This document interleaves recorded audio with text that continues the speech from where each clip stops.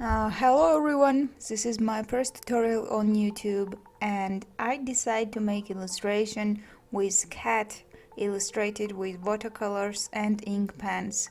I came up with lots of ideas what I could draw, but somehow I thought that creating a cat would be very interesting and nice. First of all, when we are starting to draw something, it's very nice to find lots of references and search lots of different ideas on internet. We have lots of resources in our hand and we can use these resources for ourselves. In my occasion, I choose Pinterest and I searched there lots of pictures taken of cat and in lots of positions, so I could have some idea already generated in my head what I wanted to draw. After finding the picture you want to draw, it's very nice to make something similar like that on your paper, or if you want to draw something realistic you can go and draw realistic one. But to be true, I like drawing not realistic things and more like things that are alive and looking nice, and it's fluffy and illustrated style. Also, I like very much these realistic drawings. They are very attractive and very nice, and for the future I am thinking to offer you some realistic drawings too. So after finding your picture what you want to draw, try to make some outline with HB pencil, and outline have to be very light, it have not to be very dark. So after creating outline and you like it and it's balanced and it's attractive, choose several ink pens what you want to use for your drawing and apply this ink pen for outlines as I am doing in my tutorial.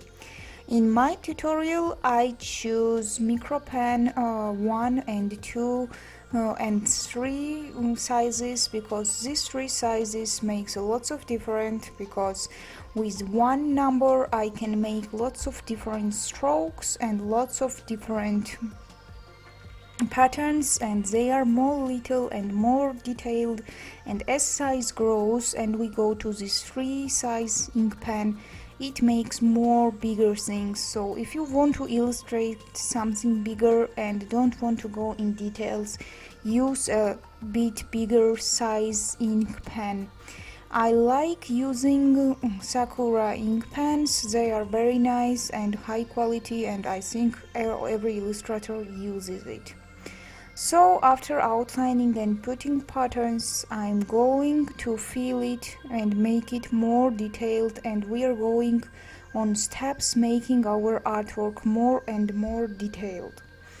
And after we finish detailing our art, then we should apply watercolors. And I should confess that before I was doing watercolors and after I was putting ink pen, but then I realized that it's a big mistake to use watercolors and then apply ink pen. Better apply ink pen first and then use your watercolors. So after using watercolors it's much easier to expose where is shady places and where is more light places. And in my example, this kitty was very interesting to apply watercolor to this kitty, because it was a black and kind of on watercolors.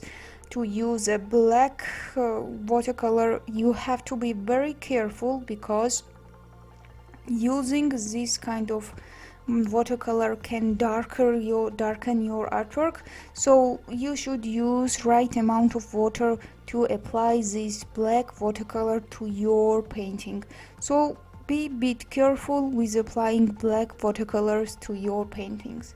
After applying black watercolors, I exposed where was dark areas of this kitten and where was not that dark and it was lighter. So you should play with gradients of your artwork, and also I recommend you that you check these gradients of every color has got. For example, there is very dark black and it changes its colors, and it can go to the gray, and it can go to the very pale gray too. So please check all this palette stuff, and there is lots of resources on internet, and it will help you to use, and you will accustom your eye to that changing colors for your artwork. So then when you want to apply these colors, you already have in head that for example, black goes to the pale gray, and it can be very dark and pale gray and something in the middle, and it will be very easy after that to use right amount of black where you want to use it. So always try to explore different colors and their palette and how they change in gradients. So it's very helpful while creating colorful artworks. After applying watercolors and making it dry, you can make it dry with little hair dryer.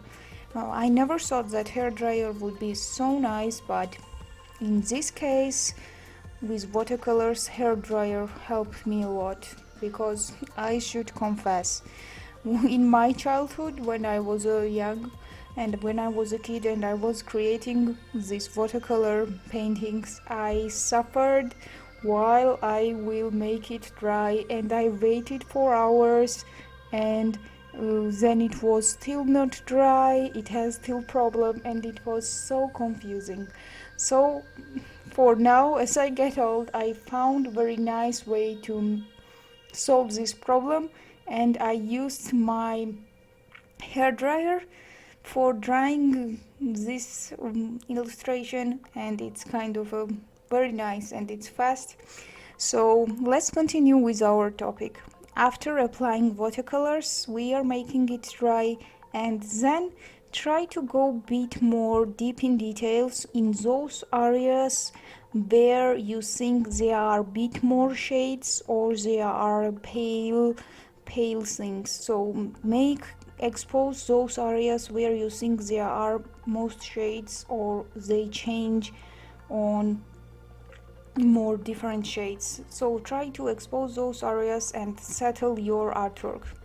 And also I should give you one recommendation. Put your artwork on some far and look it from far and see it from far how it looks like slowly, is if there is more something somewhere, there is more shades or there is more patterns or there is something not fine. In from far looking, you will understand it very fast. Also from far to see your artwork, it will expose how well composition is done. For example, while I was creating this artwork, I found out that it was one side was very empty and one side was very full. So I added these flowers to the another side, so my composition became more full. So use distance and see your artwork from distance. It will help you a lot to extinguish and find that ideas that if your artwork is not complete or there is some another problem. So try, after applying watercolors, try to play with shades and make it more concrete and outline it. And also, as I mentioned, you can use this distance checking, how it looks, your artwork look from distance. I even sometimes use my cell phone and taking pictures and see whole picture how it looks like. It's very important. That's all what I wanted to say, and I will be very glad if you will subscribe me, because I am new on YouTube, and please leave comment too if you enjoyed this tutorial and what tutorials you would like to see for future, and see you on another tutorials, because I think that I will record more. And for now, let's watch till end how this tutorial goes and how it will become complete till the end. Thanks for listening.